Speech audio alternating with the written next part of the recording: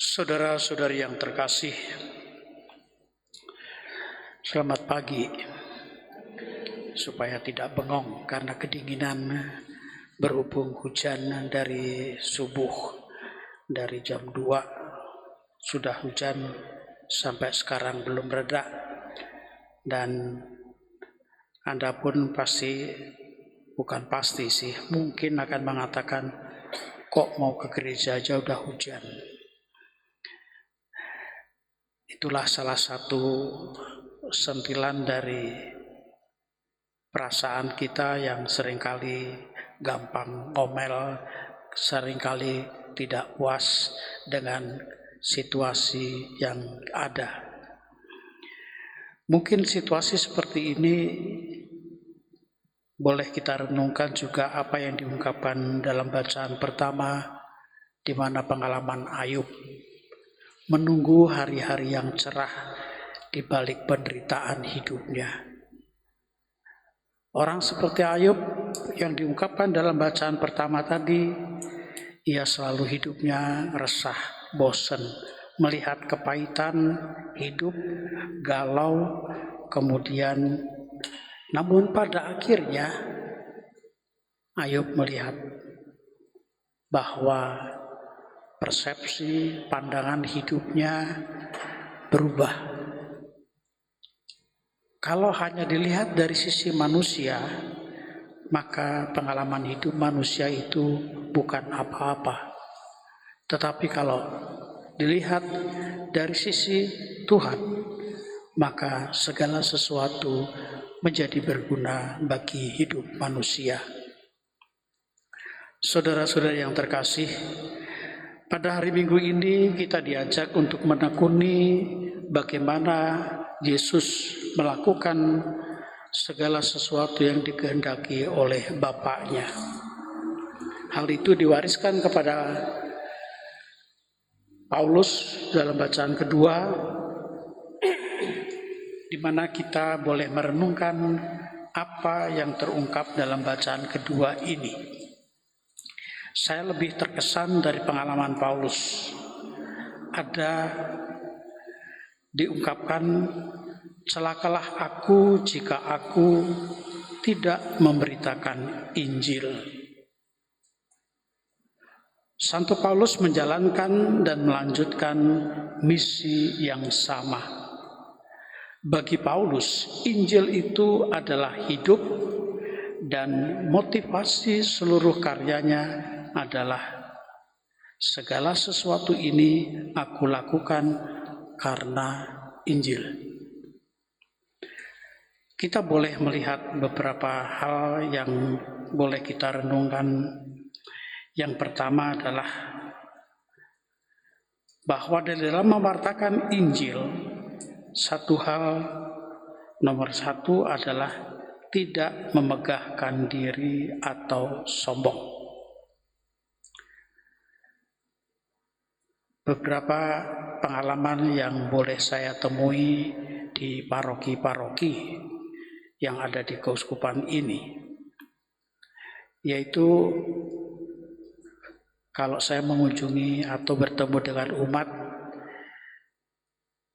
ada yang mengungkapkan bahwa stasi ini, paroki ini, kalau tidak ada saya, mungkin tidak jalan.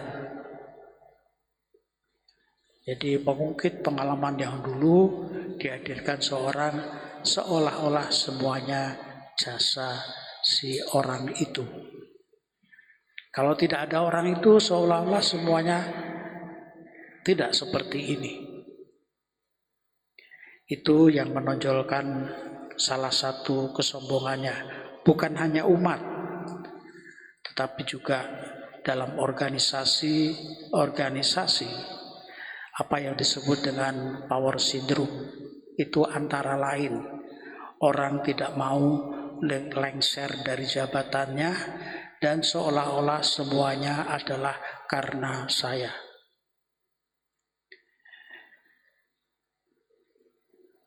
Yang pertama adalah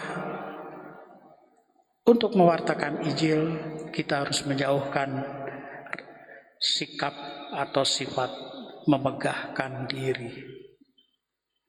Sikap atau dengan kata lain tidak sombong atau mau merendahkan diri. Maka segala sesuatunya akan terlihat baru, akan melihat sesuatu yang dulu tidak bisa saya lakukan, tetapi sekarang banyak hal yang baru yang bisa dinikmati bersama-sama. Hal yang kedua adalah sikap solider.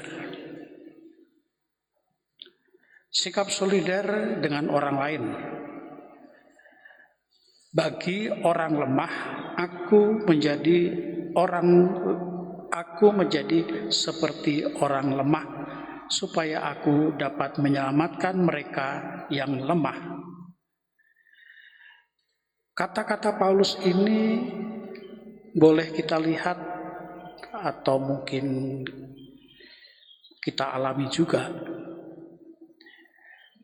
Saya senang kalau besuk orang sakit dan orang sakit itu bisa tertawa. Mengapa? Pernah suatu kali saya menemui atau membesuk mereka, kemudian ada yang mengatakan bahwa saya senang pastor datang. Itu yang pertama. Yang kedua, mereka mengatakan, biarlah saya sakit, tetapi lebih baik saya sakit daripada orang lain yang sakit. Lalu apa ya? Kalau sudah sakit mengapa? Ya, saya lebih banyak kesempatan untuk mendoakan pasien yang ada di sini. Suatu ungkapan yang sangat sederhana, tetapi toh bagi kita yang mendengarkan mungkin kok aneh orang sakit bisa berdoa. Bukan mendoakan dirinya sendiri, tetapi mendoakan orang lain. Dan pengalaman seperti itu akan membuat dia merasa senang, merasa gembira. Dia tidak terlalu memikirkan dirinya sendiri, tetapi membuat orang lain juga merasa senang.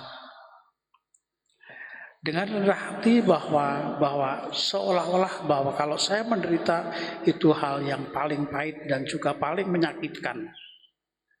Seolah-olah Tuhan menghukum saya. Tidak.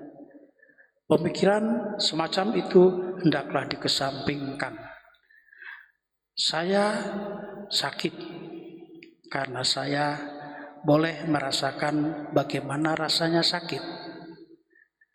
Sehingga ada rasa solider terhadap mereka yang mengalami pengalaman yang sama.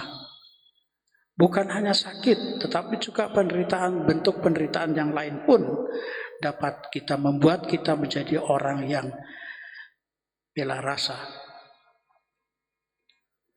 Dengan cara seperti itu pula, kita akan peka terhadap sesama kita, terhadap orang lain. Sehingga apa yang dialami oleh Paulus pun dalam penderitaannya, ia merasakan bahwa ia menjadi kuat. Hal yang ketiga adalah bagi Paulus untuk mewartakan Injil harus mau terbuka terhadap semua orang. Siapapun dia, bagaimana latar belakangnya, bagaimana sikapnya, Paulus mau mendatangi mereka. Sebagaimana sesuai dengan sabda Tuhan, bahwa misi Yesus adalah universal. Kepada siapapun ia dibutuhkan, ia akan datang. Kepada siapapun yang membutuhkan, ia tetap menyapa dan mengajarkan sesuatu yang baik kepada mereka. Sehingga Paulus pun mengatakan, bagi semua orang aku menjadi segala-galanya. Kata-kata atau ayat ini mau mengungkapkan bahwa Paulus tidak pilih kasih siapapun dia, ia boleh mewartakan Injil. Maka catatan yang keempat yang boleh kita renungkan yaitu kabar gembira atau sukacita. Kabar gembira dapat kita wartakan kalau kita yang mewartakan pun juga penuh dengan sukacita. Kita tidak bisa mewartakan sesuatu kalau kita cemberut. Kalau kita merasa bahwa semuanya harus beres ini, itu, dan seterusnya dengan beban. Seolah-olah itu tugas saya tetapi kok menjadi beban saya. Nah, perasaan semacam ini, sikap semacam ini tidak pernah akan mewartakan kabar baik kepada orang lain. Saudara-saudara yang terkasih, dari 4 hal yang boleh kita ungkapkan dari surat Rasul Paulus kepada umat di Korintus dalam bacaan kedua, kita kaitkan dengan pandangan baru tentang penderitaan bagi Ayub. Bukan dilihat dari sisi manusia, melainkan dari sisi Tuhan, akan membawa kita kepada kehidupan pada masa depan yang lebih baik. Hal itu juga diwartakan oleh Yesus di dalam Injil pada hari ini, di mana Yesus mewartakan kabar baik, menyembuhkan orang sakit, mengusir setan, dan satu hal yang lebih penting adalah bahwa Yesus harus pergi ke tempat-tempat lain, ke desa-desa, ke kota-kota lain-lain, karena di sana pun aku harus mewartakan kabar baik. Sikap Yesus bukan menolak, tetapi melihat kebutuhan orang lain yang sifatnya lebih universal. Bukan kalau orang sudah mengikuti Yesus, kemudian Yesus dipaksa untuk tinggal di situ. Bahkan di dalam Injil juga dikatakan Yesus tidak boleh pergi dan mau dijadikan raja dan seterusnya. Keinginan-keinginan itu mungkinlah kalau lagi senang. Tetapi kalau sudah sebel, Yesus diusir dan Yesus bahkan harus menderita karena itu. Maka sikap Yesus memikirkan sesuatu yang lebih universal itu menjadi acuan misinya, di mana kabar baik itu harus dilakukan kepada semua orang, siapapun dia. Maka kita boleh bertanya dan kita boleh merenungkan bagaimana kita dalam kehidupan sehari-hari.